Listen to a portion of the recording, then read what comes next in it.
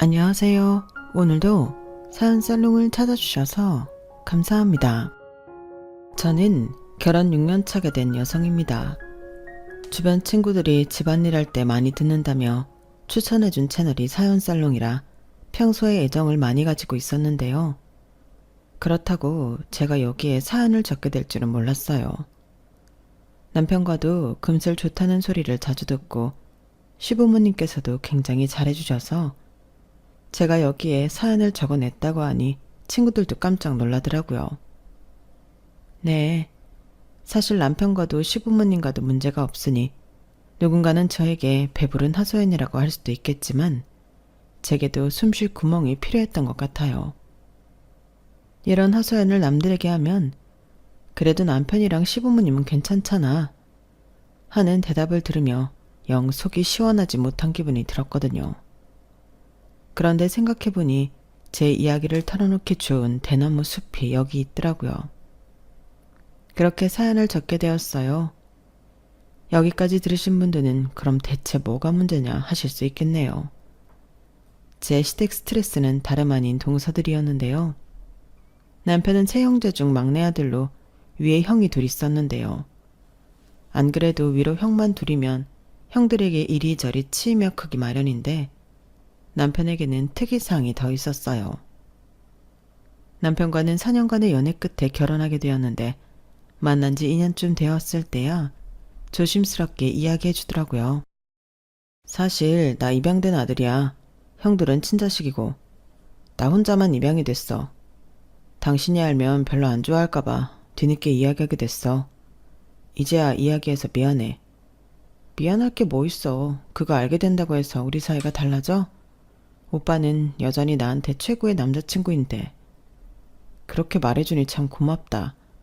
혹시나 우리가 결혼하게 되거나 할 때 너희 집에서 안 좋아할 수도 있으니까 미리 말해두는 편이 좋을 것 같아서. 글쎄 뭐 싫어하는 집도 있겠지만 우리 집은 아니야. 그래도 어머님 아버님이 정말 감사하시다. 오빠 사랑 많이 받잖아. 남편이 직접 이야기해주기 전까지 입양할 거라곤 상상도 할 수 없었을 만큼 남편은 집에서 사랑을 듬뿍 받고 자란 아들이었어요. 다소 집안의 골칫거리로 자란 두 형들에 비해 남편은 서울에 있는 4년제 대학을 졸업하고 대기업에 다니는 성실한 아들이었거든요. 첫째 형은 부모님 돈을 빌려 요식업 사업을 하다 말아먹어 빚을 잔뜩 떠안고 있었고, 둘째 형은 소규모 도매 유통업을 하다 부도가 나서 아예 시아버님 댁에 같이 살고 있었어요. 조금 나중에 알게 된 사실로는 거래처 돈을 떼먹고 도망친 전적도 있다고 하더군요. 그 일 때문에 가족 간의 분열이 심하게 있었고, 둘째 형은 가족들 사이에서도 신뢰가 많이 떨어져 있는 사람이라고 들었어요. 솔직하게 이야기하자면 처음 그 이야기를 들었을 때 조금 답이 없는 집안이라고 생각하긴 했어요. 인생 살면서 도전하는 일이 전부 성공할 수 없는 노릇이고 실패야 얼마든지 할 수 있다고 생각했지만 두 형이 보여주는 모습은 실패 후 주저앉아 부모님의 등골을 빼먹고 있는 모습이나 다름없다고 생각했거든요.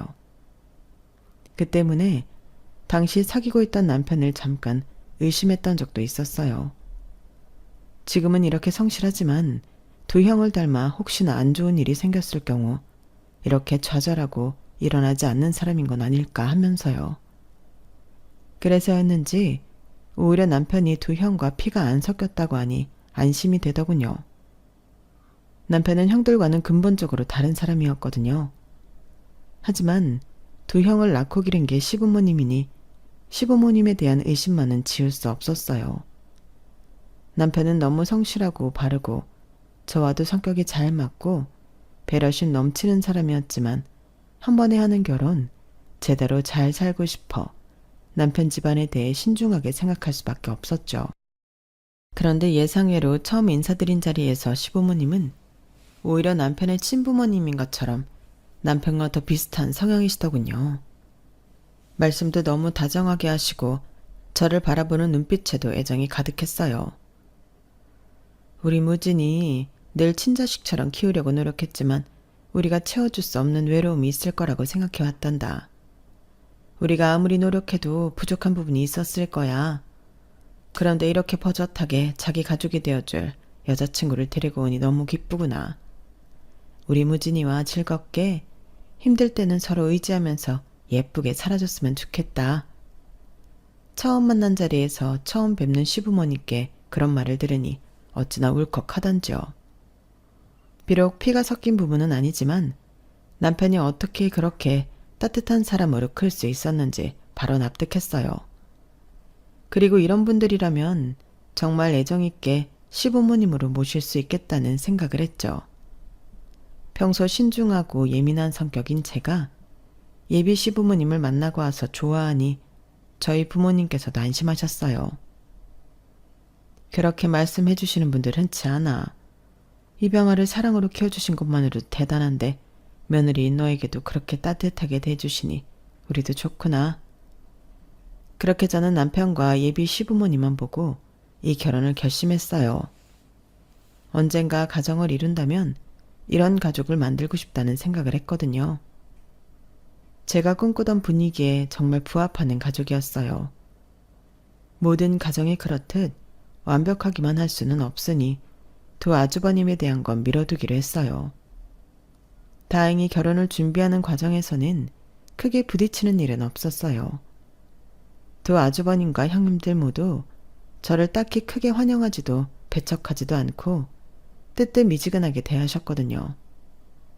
대화 중간중간에 타고난 인간성이라는 게 언뜻 보이긴 했지만 그 정도는 그냥 넘어갈 수 있을 수준이었어요.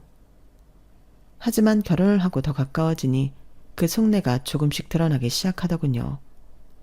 평소 아주버님들이 남편에게 틈만 나면 빨대를 꽂으려고 하거나 은근하게 따돌린다는 사실을 알고 있긴 하지만 가까이서 보고 그걸 처음 느낀 건 결혼 후 시어머니 첫 생신을 챙기던 날이었어요. 결혼 후 시댁 식구들이 모두 있는 단톡방에 초대가 되었고 제가 가족이 된 후 첫 시댁 행사라 긴장을 많이 했어요. 고급스러운 한정식 식당에 가서 식사를 하고 다 같이 사진 촬영을 하기로 했는데 괜히 입을 옷이 고민이 되더라고요. 최대한 단정하고 채도 낮은 곤색 원피스를 골라 입었고 남편도 연한 회색 피셔츠에 검정색 정장 바지를 챙겨 입었어요. 나름대로 깔끔하게 골라 입었다고 생각했는데 도착하니 저희 빼고 온 가족이 전부 하얀색으로 맞춰 입었더라고요. 더운 여름이라 처음에는 우연인 줄로만 알았어요. 하긴 여름인데 너무 우리만 칙칙하게 입었나? 우리도 좀 화사하게 입을걸. 남편에게 작은 소리로 속삭이니 맞은편에 앉아 계시던 시부모님께서 저희를 이상한 눈으로 바라보시더라고요. 아주버님과 형님들 역시 식사하는 내내 저희 둘을 보고는 킥킥대며 비웃는 듯한 느낌을 지울 수가 없었어요. 내가 잘못 느낀 건가? 기분 탓인가 싶어 남편 얼굴을 봤지만 남편 역시 영문을 몰라 어리둥절하더군요. 식사가 끝나고 다 같이 사진을 찍기로 했던 것 때문에 잠시 앉아서 기다리고 있는데 갑자기 다들 가방을 챙겨 나가시더라고요. 동서 왜 꾸물거려? 얼른 일어나 늦겠어. 네? 형님, 사진 찍고 가신다고 하지 않으셨어요? 동서 지금 장난해? 여기서 사진을 찍자는 거야? 지난번에 밥 먹고 다 같이 사진 한 장 찍으시겠다고. 아니 무슨 이런 데서 찍어 엄마 생신인데. 스튜디오 예약했으니까 얼른 일어나. 시간 맞춰 가야 되니까. 네? 스튜디오요? 동서는 대체 우리 말을 뭘로 듣는 거야? 뭘 처음 듣는 척이야. 다 말해줬잖아. 저는 전달을 못 받았는데요. 그래? 이상하네. 우리 남편이 막내한테 직접 전달하겠다고 했는데? 뭐야? 그럼 그래서 이렇게 입은 거야? 난 또. 첫째 형님과 둘째 형님이 제 옷차림을 위아래를 훑더니 신나게 웃기 시작하더라고요. 그제서야 깨달았어요. 스튜디오를 간다는 말도 가족사진이라 일부러 드레스 코드를 맞춰 입기로 한 것도 저희 부부만 쏙 빼고 자기들끼리만 이야기했다는 사실을요. 아유 미안해. 나는 무슨 어머님 생신인데 왜 이렇게 칙칙하게 입고 왔나. 결혼하고 첫 행사인데 우리 기선제압이라도 하려고 했나 했지. 어머 형님도 그렇게 생각하셨구나. 저는 시댁에 대한 반항?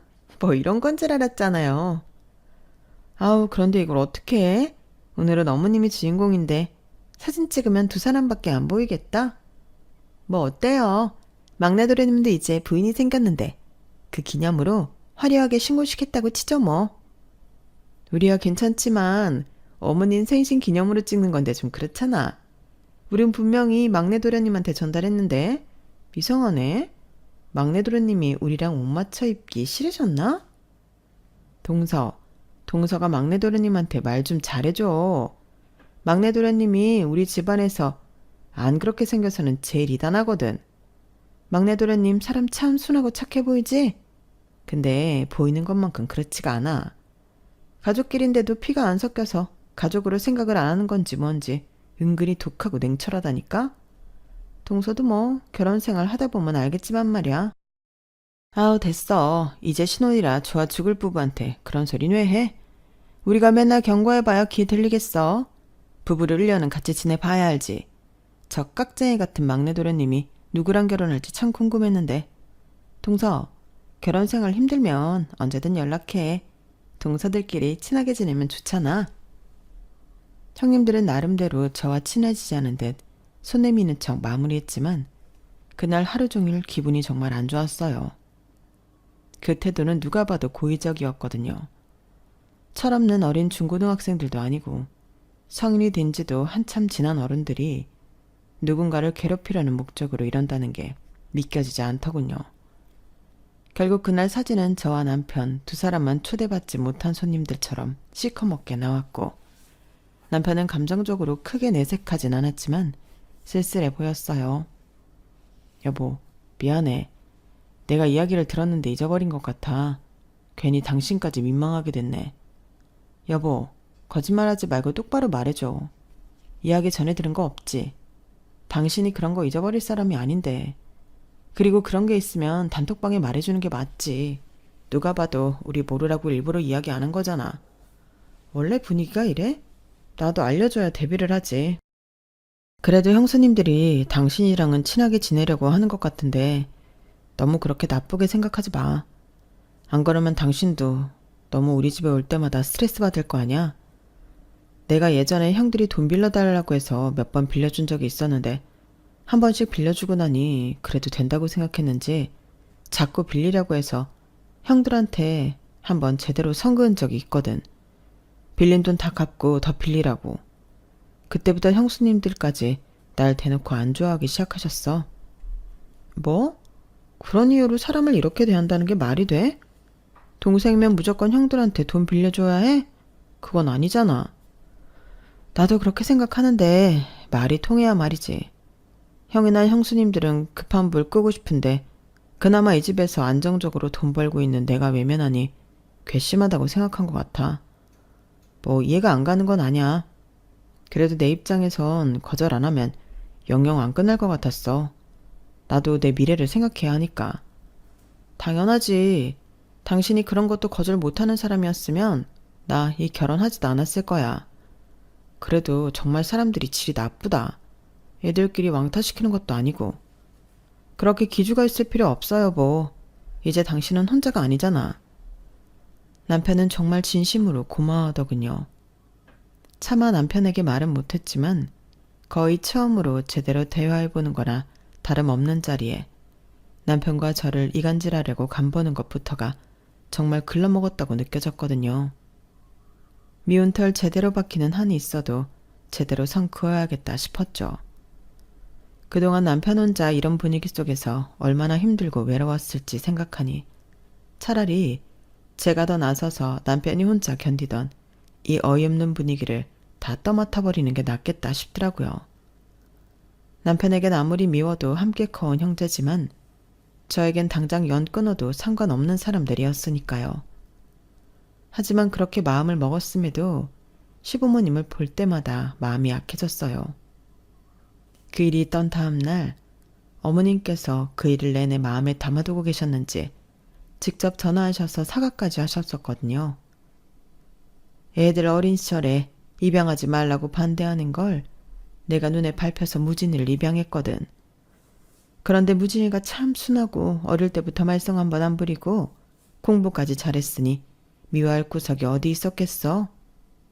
우리도 아무리 친자식 따로 있다지만 같이 키우는데 무진이 같은 애는 안 예뻐하고는 배길 수가 없다구나.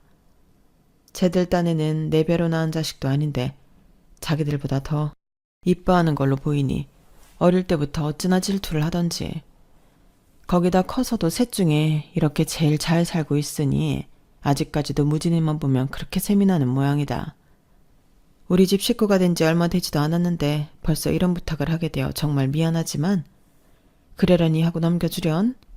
다 내가 자식들을 잘못 키운 탓이다. 아니에요, 어머님. 어머님이 이 사람을 얼마나 잘 키워주셨는데요. 그런 말씀 마세요. 형님이랑 아주버님들이 질투하시는 건 말씀 들어보니 왜 그러시는지는 알겠네요. 그래도 부당한 건 부당한 일인 것 같아요. 너무 선을 넘으시면 저도 그땐 어떻게 나가게 될지 모르겠어요. 그래도 어머님 아버님 입장 생각해서 최대한 부딪히지 않게끔 노력해볼게요. 이해해줘서 고맙구나. 그렇게 말해주니 우린 그걸로 충분하다. 그렇게까지 말씀하시니 마음이 안 녹을래야 안 녹을 수 없더라고요. 좀 황당하고 어이없는 사건이긴 했지만 남편과 시부모님을 봐서 최대한 참아보기로 했어요. 그래도 확실히 짚고 넘어가야 할 건 짚고 넘어가야 하는 성격이라 단톡방에는 따로 말해뒀죠. 형님들, 아주버님들, 지난 일은 저희도 조금 당황스러웠어요. 앞으로는 가족끼리 중요하게 전달해야 할 내용은 이제 이 방에 꼭 공유 부탁드려요. 맞추기로 한 옷색을 저희만 안 맞추니 아쉽잖아요. 왜? 그것도 그건 나름대로 신입 느낌 나고 좋던데 뭐. 드레스 코드를 또 맞출 일이 있겠어? 우리도 그냥 안 하던 거만 해본 거지. 어쨌든 구두를 이야기하신 부분은 확인이 안 되니 꼭 이 방에 공지해 주세요. 말이 안 통하는 것 같아 단칼에 잘라 말하니 단톡방이 금세 조용해지더군요. 그때 뭔가 심기가 상했겠거니 싶긴 했지만 같은 일이 발생하지 않게 하려면 어쩔 수 없었어요. 그래도 다 같은 어른인데 이 정도 단호하게 이야기하면 알아듣겠지 싶었죠. 그런데 동서들의 황당한 행동은 종류도 다양하더군요. 결혼 초반이라 저희 부부 빼고 다들 아이가 있었어요. 조카들이 아직 다 어린 나이라 부모가 미운 거랑은 별개로 아이들은 참 귀엽더라고요. 저도 아이들을 참 좋아하는 성격이고 저희 집안에서는 제가 맞으라 아직 조카가 없어서 처음 생긴 시조카들이 너무 예뻤어요. 그래서 만날 때마다 작은 장난감이라도 시조카들 선물까지 하나씩 챙기곤 했었죠. 조카들이 저를 잘 따르기도 했고 부담스럽지 않은 선에서 챙겨주는 선물에 행복해하는 모습을 보면 저까지 행복해지더라고요. 아이들이 좋아하는 모습을 보면 아주버님과 형님들도 못된 심보가 좀 누그러지는 건지 심술을 덜 부리는 기분이 들기도 했고요. 그렇게 겸사겸사 좋은 마음으로 했던 일이 걷잡을 수 없는 화로 돌아올 줄은 몰랐어요. 연휴가 유난히 길었던 명절이라 남편과 1박 2일로 지방에 여행을 갔다가 시댁으로 향하려던 길이었어요. 여보, 우리 앞에 차 좀 이상하지 않아? 그러게, 저 사람 지금 조는 거 아니야? 앞에 있던 차가 졸음운전을 하는 건지 위태롭게 운전하는 모습이 불안해서 차선을 바꿔 피하려던 순간이었어요. 갑자기 저의 차 앞을 가로막듯 하더니 브레이크를 꽝 밟아버리더군요. 남편도 당황해서 빠르게 브레이크를 밟았지만 충돌을 피할 수는 없었어요. 가벼운 충돌이긴 했지만 막상 이런 식으로 교통사고를 당하니 정신이 없더군요. 앞에 있던 운전자는 역시나 졸음운전을 하고 있었고 내려서는 미안하다고 사과를 계속하더군요. 어떡하지? 오늘은 우리 바로 병원도 가봐야 할 것 같고 못 올라가겠네. 그러게. 시댁엔 내가 전화 드릴게. 당신은 계속 일 봐. 보험사도 부르고 정신이 없었던 탓에 못 간다는 연락을 제가 대신하기로 했어요. 그런데 참 기가 막힌 타이밍에 첫째 형님에게 전화가 오더라고요. 동서 어디쯤이야? 둘째네는 1시간 뒤에 도착한다던데? 형님, 안 그래도 전화 드리려고 했는데 저희가 가는 길에 교통사고가 나서 바로 못 가게 됐어요. 아무래도 시간이 좀 걸릴 것 같아서 사고 처리하고 조만간 어머님 아버님은 따로 찾아뵈야 할 것 같아요.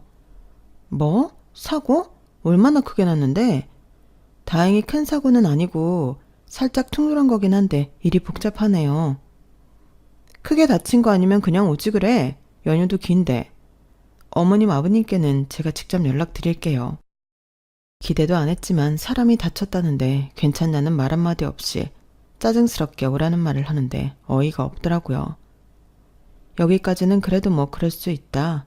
그러려니 생각하고 넘겼어요. 시부모님께 전화드리니 깜짝 놀라시면서 걱정을 해주셔서 바로 잊어버렸거든요. 세상에 이게 무슨 일이니? 많이 다친 건 아니지? 네, 어머님. 기다리셨을 텐데 죄송해요. 저희가 얼른 시간 내서 찾아뵐게요. 아우, 죄송은 무슨. 몸조리 잘하고 무슨 일 있으면 바로 연락 줘. 알겠지? 그렇게 이야기가 잘 마무리됐다고 생각했어요. 저녁쯤 갑자기 둘째 형님한테서 전화가 오더라고요. 당연히 사고 소식을 듣고 걱정차 연락을 주신 건 줄 알았어요. 네, 형님. 아니, 동서, 사고 나서 못 온다며? 네, 크게 다치지는 않았는데 당장 이동하는 게 조금 부담이 되어서요. 아, 이거 큰일이네. 애들이 엄청 기대하고 있는데. 저도 성민이, 정민이 엄청 보고 싶은데 다음에 보자고 전해주세요. 아니, 동서야 다음에 보면 되는 거고 애들이 동서가 오늘 무슨 선물 사다 줄지 엄청 기대하고 있었거든. 못 온다고 하니까 너무 실망해서.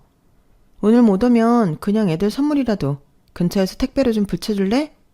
애들이 동서 오라고 땡깡 부리고 난리야. 네? 택배로 붙이라고요? 그래, 애들 입장에선 그렇잖아. 원래 오늘 받은 선물인데 다음에 만나면 다음에 선물 못 받은 거나 다름없으니 심통이 난 거지. 나중에 동서도 육아해보면 알겠지만 애들 비위 맞추기가 더 어렵다. 아무튼 주소는 보내놓을게. 애들이 기다리고 있을 테니까 부탁해.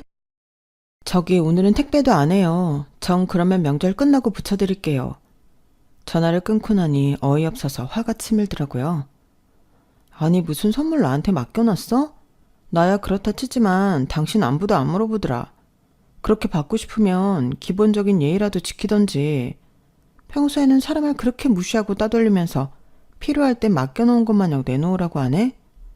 됐어. 이번에 애들 선물도 마지막이야. 정말 안 그러려고 했는데 부모가 미운 애들까지 미워지네. 그래, 우리가 언제까지 애들 선물 사갈 수는 없는 노릇이니까.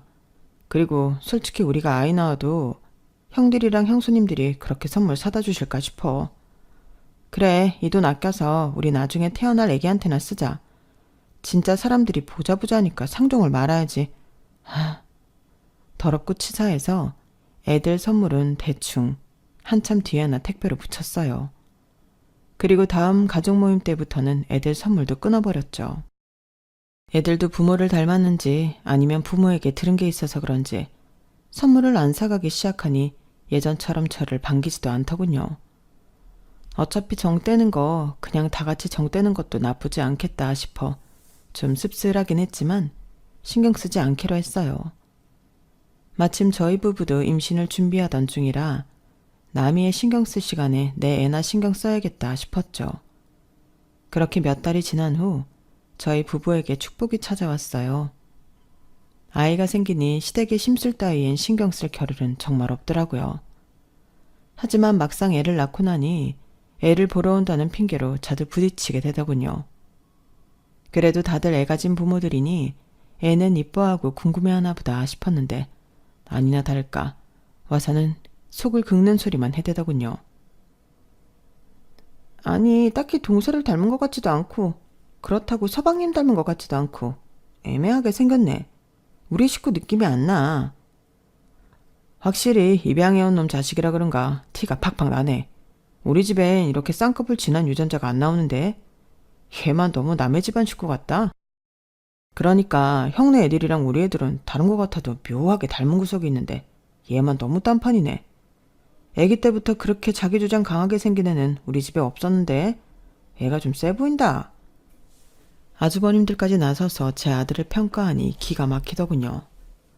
아직 갓난아이인 애한테도 저런 소리를 안 가리고 하는 걸 보니 애 크면 조카들 시켜서 대놓고 왕따는 시키지 않을지 걱정이 되고도 남았어요. 여보, 아주버님들 계속 저러면 나 시댁에 안 데리고 갈 거야. 애한테 어릴 때부터 이런 소외감 느끼게 할 순 없어. 미안해 여보. 당신이랑 우리 아들 생각하면 내가 집이랑 연을 끊어버리는 게 맞는데 부모님 생각하면 그러기가 힘드네. 부모님 아니었으면 나 지금 이렇게 당신이랑 결혼해서 행복하게 살고 있지도 못했을 테니까. 그 마음은 이해해. 어머님 아버님은 너무 좋으신 분들이니까 당연히 연을 끊기는 힘들지. 적어도 어머님 아버님 살아계실 때만큼은 나도 연 끊으란 소린 안 할 거야. 근데 당신이 이렇게 결혼해서 어엿한 한 집안의 가장인데도 선 넘는 행동들을 계속한다면 그건 절대 못 참아. 고마워 여보. 그리고 미안해. 괜히 이렇게 태어나서 당신까지 힘들게 만들고.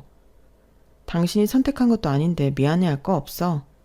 그리고 난 이런 과정들을 거쳐서 만들어진 지금 당신이 좋은 거야. 여보, 나 정말 당신이랑 결혼하길 잘한 것 같아. 내가 앞으로 더 잘할게. 안 그래도 싫었던 시댁 식구들이 아이가 생기니 그렇게 더 싫을 수가 없더군요. 남편 역시 저랑 생각이 같았어요. 적어도 우리 아이만은 친척들 사이에서 소외감 느끼거나 무시당하지 않게 하고 싶었죠. 어린 나이에 그런 감정을 느끼게 하는 것 자체가 싫었거든요. 그래서 최대한 만나는 시간을 줄이고 연휴에는 일부러 일자를 피해서 방문하는 등 온갖 노력을 다했지만 역시나 한계가 있더군요.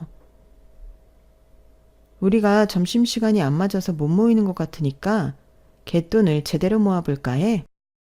네? 갯돈이요? 그래야 불참하는 사람이 없지. 매월 20만 원씩 걷어서 가족 모일 때마다 쓰고 어머님 아버님 생신 때 가끔 가족여행도 가고 하면 좋을 것 같아서.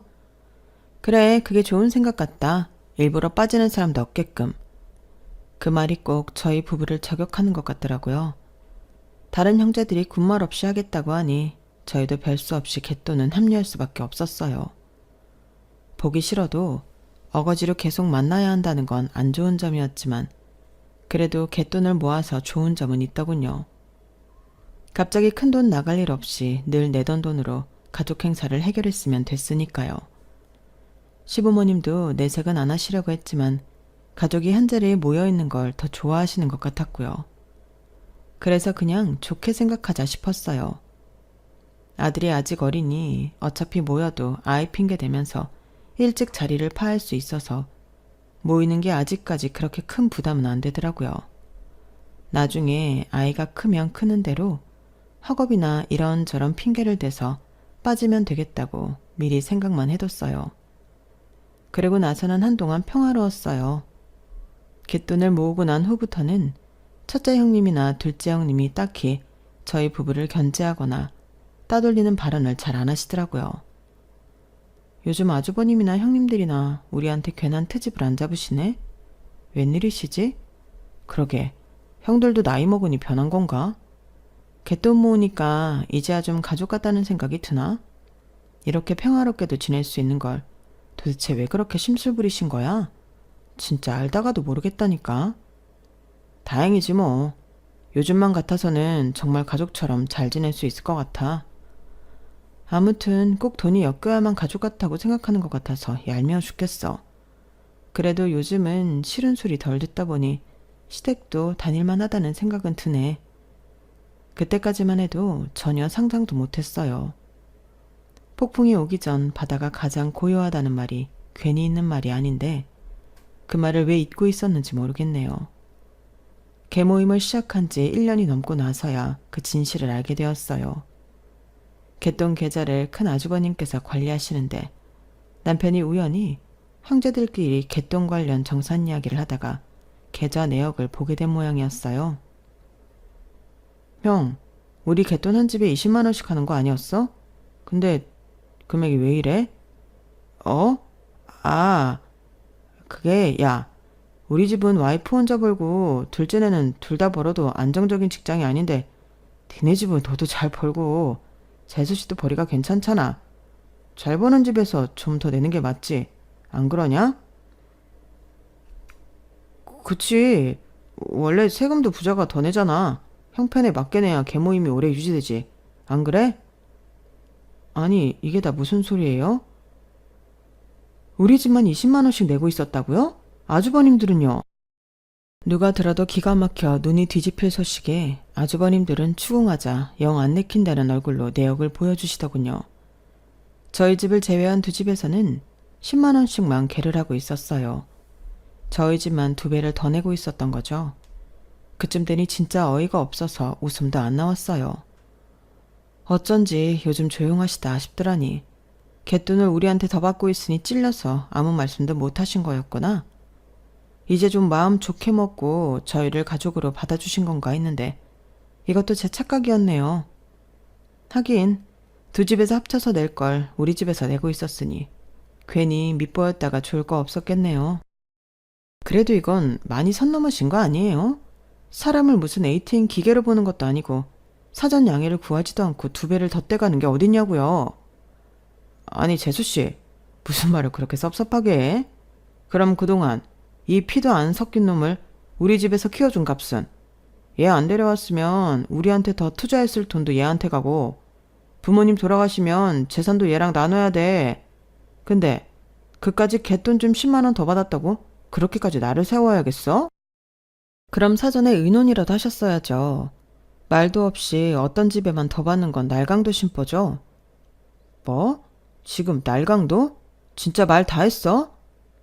본인들 잘못은 생각도 않고 얼굴이 불그락 푸르락해지는 걸 보니 정말 말이 안 통한다는 생각만 들더군요. 그래서 다음부터는 그냥 알아서 절반만 냈어요. 왜 그 정도만 내냐고 뭐라 할 줄 알았더니 의외로 별말 없더군요. 최소한의 양심은 있나 보다 싶었죠. 하지만 얼마 못 가 결국엔 일이 터지고야 말았어요. 그 일이 있고 나서 시댁 식구들과 모든 소통은 남편을 통해서 하게 됐어요. 명절인데도 잠깐 일을 보고 갈 일이 생겨 퇴근 후에 남편과 함께 시댁에 들리기로 했어요. 그런데 시댁에 도착해서 아무리 배를 눌러도 대답이 없더군요. 뭐지? 안 계시나? 전화 한번 해보자. 어머님 아버님께 전화를 드려도 전화기가 꺼져 있거나 받지 않으시더라고요. 그래서 하는 수 없이 남편은 아주버님들께 저는 형님들께 연락을 했어요. 연결이 먼저 된 건 저였어요. 형님들 어디 계세요? 저희 집 앞인데 아무도 안 계셨어요. 어머, 우리가 말 안 했나? 우린 공항이에요. 네? 공항이요? 어머님 아버님 모시고 이제 한국인데 마침 딱 전화가 왔네. 생각보다 너무 일찍 도착했다. 어디 갔다 오시는데요? 여행 다녀오신 거예요? 그런 말은 전해 들은 적이 없는데. 아니, 갯돈도 많이 모였겠다. 어머님 아버님도 오랜만에 구경도 시켜드리고 싶고 그래서 같이 푸꾸옥 모시고 가서 효도 여행 좀 했어. 아니 뭐 갯돈으로 가셨다고요? 응, 그럼 뭘로 가? 이럴 때 쓰려고 모은 거 아니야? 그걸 저희한테 말도 안 하고 저희만 쏙 빼놓고 다녀오셨다고요? 아니 뭐 설마 같이 가고 싶었어 동서? 나는 저번에 동서가 우리한테 화내길래 우리랑 여행 가기 싫어할 줄 알고. 그리고 효도 여행이 말이 여행이지 얼마나 힘든데. 우리가 동서 못까지 대리 효도했으니 너무 걱정은 마라. 진짜 보자 하니까 너무 뻔뻔하네. 갯돈을 그렇게 상의도 없이 마음대로 쓰는 건 횡령이에요.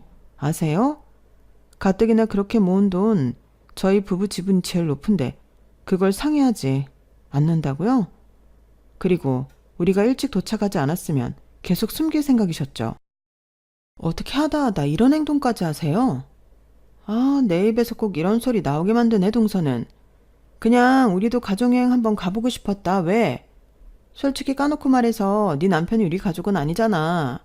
피 한 방울 안 섞였는데. 어차피 같이 가자고 해도 싫었을 거면서 왜 이래? 돈 때문에 이러는 거야 지금? 자꾸 돈돈거리면서 돈 밝히는 걸로 몰아가고 싶으신가 본데 지금 진짜 돈 밝히는 건 형님들이랑 아주버님들인 거 모르세요? 평소엔 피 안 섞였다고 가족 취급도 안 하면서 돈 모을 때만 잘 버는 사람이 더 내라니. 가족이라니 떠드는 거 진짜 꼴값이에요. 야, 이 집에서 네 남편 다 키우고 인간 만드는데 얼마가 들었는데 겨우 그것 좀 썼다고 난리야. 그 돈 우리만 쓰고 놀았니? 다 어머님 아버님한테도 들어간 거야. 네, 어머님 아버님한테 들어간 건 하나도 아깝지 않은데요. 형님들, 아주버님들 배불렀다고 생각하니 짜증이 나서요. 어릴 때부터 제 남편 무시하고 따돌리기나 했던 사람들한테 내가 힘들게 번 돈 한 푼도 투자하고 싶지 않거든요. 어쨌든 전 그 돈 돌려받아야겠으니까 절차대로 진행할게요. 뭐 절차? 그래, 뭐 할 수 있으면 해봐. 가족끼리 갯돈 쓴 거 가지고 네가 뭘 할 수 있는데. 갈 때까지 가보자고. 누가 손해인가. 그때였어요. 늘 묵묵부답으로 참고 있던 남편이 전화기를 빼앗아 들더군요. 네, 그러시죠. 갈 때까지 간다는 말 함부로 하는 거 아니라는 거 깨닫게 해드릴게요. 그렇게 전화가 끊어지고 저도 잠시 멍해졌어요. 여보, 나야 당신 식구들 안 봐도 그만이라지만 괜찮겠어? 나도 이제 내 식구 생겼는데 당신이 더 소중해. 형수님들이 당신한테 저럴 이유 없어. 그동안 부모님 봐서 참았지만 이제 나도 내 식구 지켜야지. 연애기간, 결혼기간 다 합쳐서 남편이 그렇게 화난 얼굴은 처음 봤어요. 화가 난 건 저도 마찬가지였지만 남편이 그렇게까지 나서줄 줄은 몰랐거든요. 아무리 그동안 가족에게 소외를 느껴도 입장 바꿔 생각하면 이해 안 가는 것도 아니라며 속 좋게 굴던 사람이었어요. 그런 사람도 이렇게 머리 끝까지 화가 날 수 있구나 싶었죠. 남편은 말로만 그런 게 아닌 정말로 행동으로 보여줬어요. 법적 자문을 구하러 다니더니 갯돈 횡령도 민사소송이 가능하다는 걸 알아왔더군요. 그동안 모아왔던 갯돈 이체 내역과 사용처, 관련 대화 등을 열심히 수집해 소송에 들어갔어요. 너무 명백한 증거들이 많았기 때문에 생각보다는 상황이 쉽게 돌아가더군요. 법원에서 지급 명령을 내렸고 불이행 시에는 강제 집행을 하게 될 상황까지 이어졌어요. 그쯤 돼서야 정신이 돌아왔는지 형님들과 아주버님들이 매달리기 시작하더군요. 막내야, 알잖냐, 우리 형편 어려운 거. 시간을 좀 줘라. 우리가 그걸 갑자기 갚을 형편이 어떻게 되니? 그거 갚을 능력이 됐으면 이런 일도 안 생겼지. 안 그러냐? 한 번만 눈 감아주세요, 서방님. 아무리 화가 났어도 가족끼리 말로 푸셔야지. 이렇게 피도 눈물도 없이 법으로 가는 게 어딨어요? 웬만한 남끼리도 이렇게는 안 해요. 늘 저와 이 사람을 외부인 취급하던 건 형님들과 형수님들인데요. 아무리 같이 어울리려고 노력해도 늘 무시하고 필요할 땐 가족, 없을 땐 이방인 취급하는 것에 이제 실문났습니다. 저한테만 그러는 건 참아왔어도 나도 결혼하고 가정이 생겼는데 제 아내 볼 면목이 없어서라도 이제는 달라져야겠다는 생각이 드네요. 그렇게 원하시던 외부인 취급 받아들이고 남남처럼 서로 선 잘 지키고 사시죠. 그동안 빌려가서 갚겠다고 말로만 했던 돈들도 다 제대로 받아야겠습니다. 네? 지금 갯돈 쓴 건 또 어떻게 갚을지 막막해 죽겠는데 그 돈까지 어떻게 다 계산을 하려고요? 진짜 이러지 말자고요. 잘 지낼 수 있잖아요. 네? 경제적으로 필요할 때만 잘 지낼 관계라면 필요 없습니다. 그렇게 냉정하게 잘라낸 남편은 바로 소액 심판 청구를 준비했어요. 그렇게 추진력 있게 바로 진행을 할 줄은 저조차도 예상 못했던 일이었어요. 이번 일은 정말 형님, 형수님들이 선을 3개 넘었어. 결혼하고 당신까지 우리 집에서 내가 받던 취급받는 게 너무 미안했는데 더 이상은 못 참겠어. 당신 위해서라도 이 관계는 정리하는 게 맞는 것 같아. 냉정하게 생각하면 내가 감사한 건 부모님이지 형들은 아니니까. 그렇게 남편은 확실하게 형제관계를 정리했어요. 정리하는 과정에서 우리에게 울며 불며 매달리고 추하게 욕을 하기도 했지만 남편은 눈 하나 깜짝 않더군요. 그러게 사람이 선의를 베풀 때 잘 지냈으면 좋았을 것을. 형제들은 남편이 그동안 봐주고 있던 빌려간 돈까지 갚게 생기며 저희 집에 엄청난 채무가 생겼어요.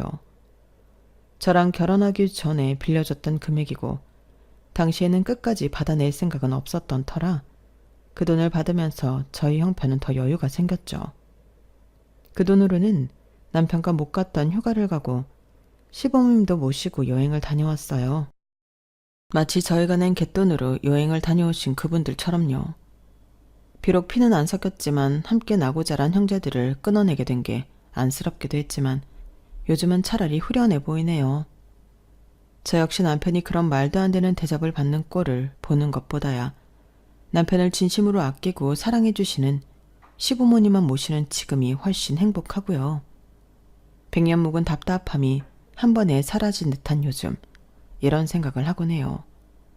때로는 나와 내 가족을 위해 조금은 나빠질 줄도 아는 게 인생이란 생각이요. 제 이야기는 여기까지입니다. 여러분들 가족과 정말 행복하시길 바랍니다. 여러분, 사연 댓글에 응원과 현명한 조언 부탁드려요. 좋아요와 구독은 저에게 큰 힘이 됩니다. 오늘도 좋은 일 가득하세요.